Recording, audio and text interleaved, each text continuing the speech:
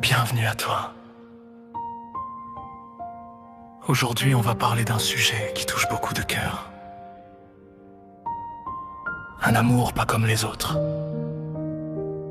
Un amour qui ne se vit pas dans les bras, mais dans l'attente. L'amour à distance. Sur le papier, l'amour à distance semble presque parfait. On dit souvent, quand deux personnes s'aiment vraiment, la distance n'est rien.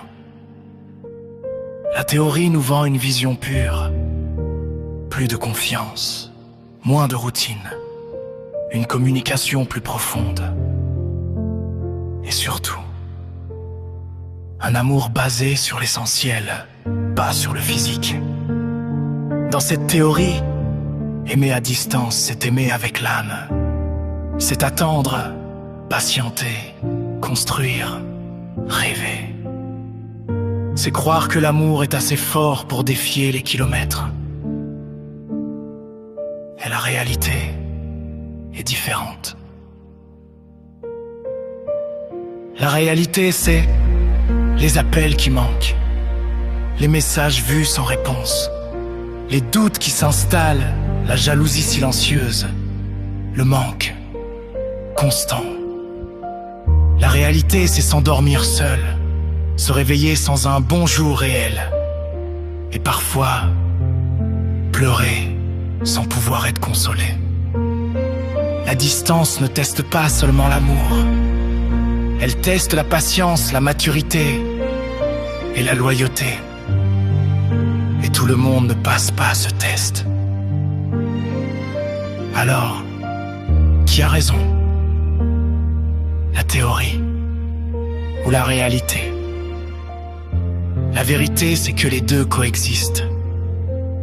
Oui, l'amour à distance peut être fort, mais seulement si les deux personnes sont prêtes à communiquer sincèrement, se faire confiance même dans le silence, résister aux tentations, avoir un objectif commun, se retrouver un jour.